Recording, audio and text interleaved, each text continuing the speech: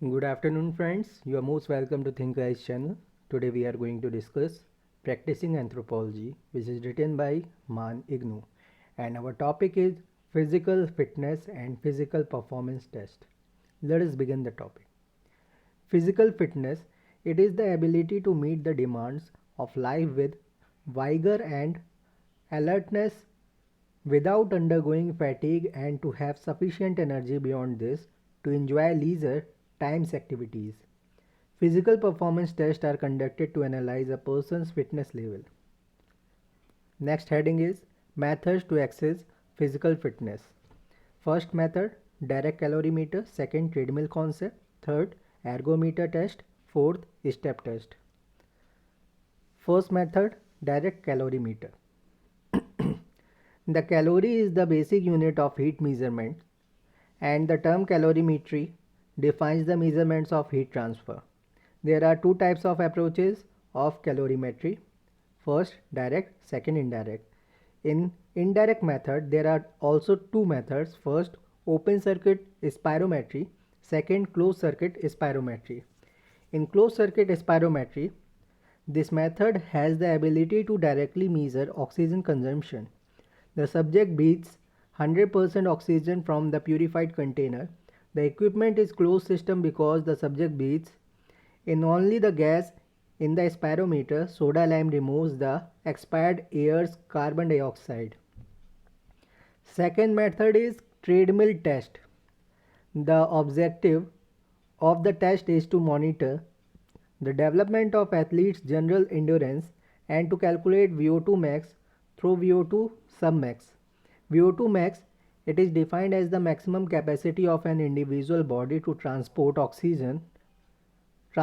and utilize oxygen during incremental exercise, which reflects the physical fitness of the individuals. This indicates an individual's capacity for aerobically resynthesizing ATP, adenosine triphosphate. VO2 submax. VO2 max has many risks as a person is not aware that he may have heart problem. VO2 submax are those levels where one does not reach the maximum of respiratory and cardiovascular system. Example, Balke's modified treadmill test. Third is step test. It is used to measure the energy output of the given subject by checking the response of heart rate and to find the rapid fitness index. Example, Harvard step test. It was developed by Boucher et al. In 1943 at Harvard Fatigue Laboratory during World War II. The fitness is assessed with the help of Rapid Fitness Index RFI, which reads as RFI is equal to test duration in seconds upon 5.5 is to pulse count between 1 to 1.5 minutes into 100. Depending upon the RFI rapid fitness test value, a person's physical fitness can be categorized into the following: age group and physical fitness. Age group below 55, poor physical fitness. Age group 56 to 64, average physical fitness. Age group 65 to 79, average physical fitness. Age group 80 to 89, good physical fitness.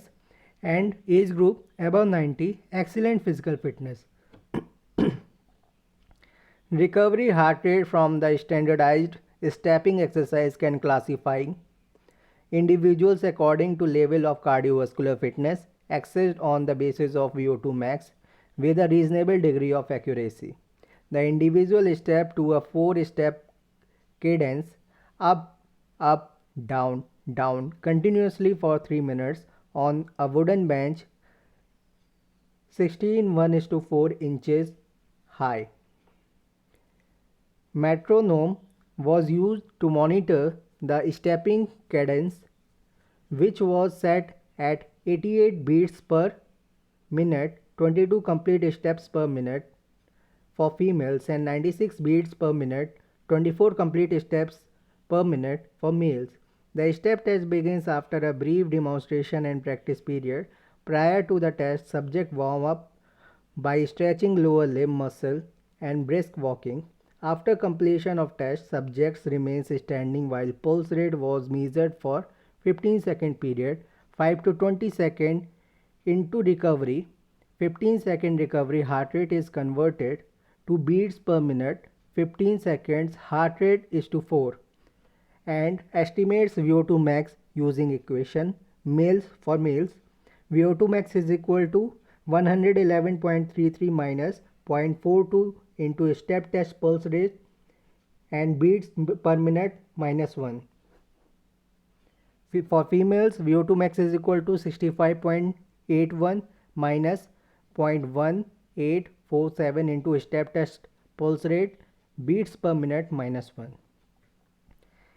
Sports performance is based in a complex and intricate diversity of variables which include range of factors including physiological, anthropometric dimensions reflecting body shape, proportionality and composition, biomechanical and skill traits within different sports. For example, in swimming, body fat gives greater bounce to swimmers and contributes to improve efficiency by decreasing hydrodynamic drag. Fat layer acts as thermal insulator to preserve body heat in the water despite high rate of heat production during competition. Norton et al. 1996. Regardless of the sport discipline, on average athletes are less fat and more muscular than non-athletes are. Environment and human cardiorespiratory function traits. In physiological anthropology, we study the adaptation of human cardiorespiratory function with different environmental conditions, that is heat, cold and high altitude. First, adaptation to heat or hot climate. When temperature of environment is more than the body, then it is called heat stress. Heat loss occurs by 4 processes. First, radiation, second, conduction, third, convection, fourth, evaporation. First, radiation. All objects including human continuously emit electromagnetic heat waves, radiant energy.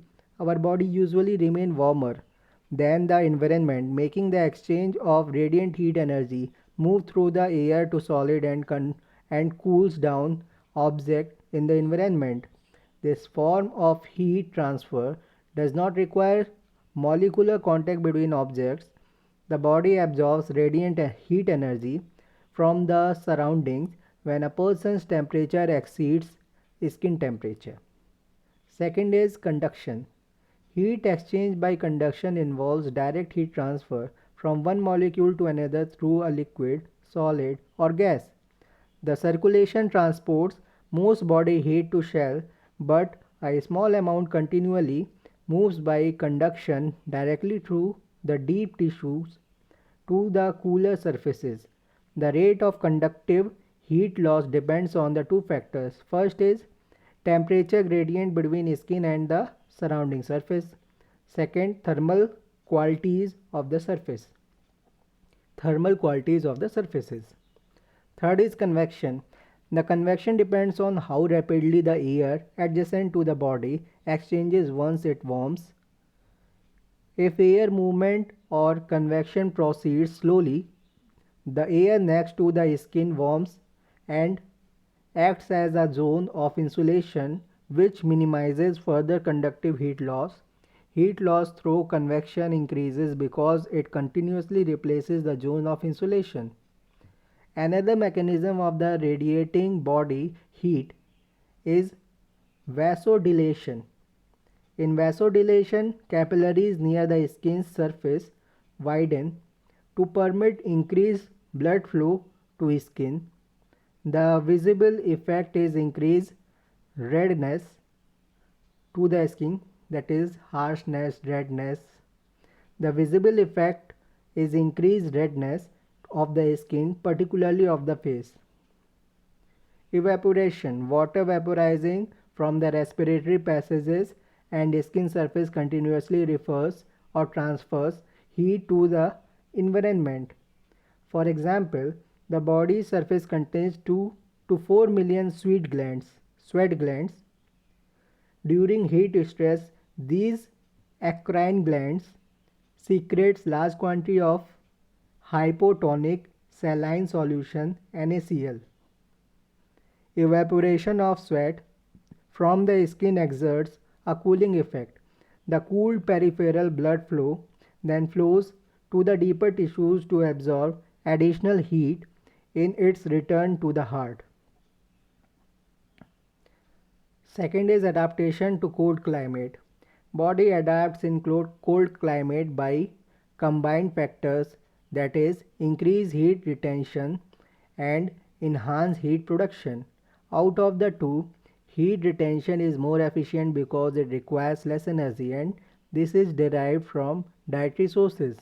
First, increased metabolic rate and shivering. These are short-term responses to cold climate, both of which generate body heat for a short time. Vasoconstriction. Vasoconstriction. It restricts heat loss and conserve energy. In addition, human processes a subcutaneous fat layer beneath skin that provides an insulative layer throughout the body and conserve heat within the body. It also restricts capillary blood flow to the surface of the skin, thus reducing heat loss at the body surface. Let's repeat this. Vasoconstriction. It restricts heat loss and conserve energy. In addition, human process a subcutaneous fat layer beneath skin that provides an insulative layer throughout the body and conserve heat within the body. It also restricts capillary blood flow to the surface of the skin, thus reducing heat loss at the body surface. Vasoconstriction and vasodilation. Vasoconstriction and vasodilation. The compromise provides periodic warmth to the skin that helps in preventing frostbite in below freezing temperatures. At the same time, because vasodilation is intermittent, energy loss is restricted with more heat retained at the body's core. Adaptation to high altitude. High altitudes are defined between 3048 meters, that is 10,000 feet, to 5486 meters, that is 18,000 feet above sea level. It is a multi-stressor environment including hypoxia, nutritional stress, and cold radiation. The adaptive responses that improve one's tolerance to altitude hypoxia are broadly termed acclimatization.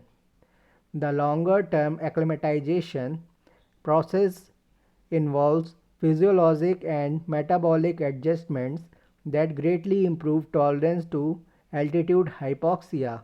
The main adjustment involve: first, restabilizing the acid-base balance of the body fluids. Second, increased formation of hemoglobin and red blood cell RBCs. And third, changes in local circulation and cellular function. M. Cardell and Catch, 2007. Thank you very much.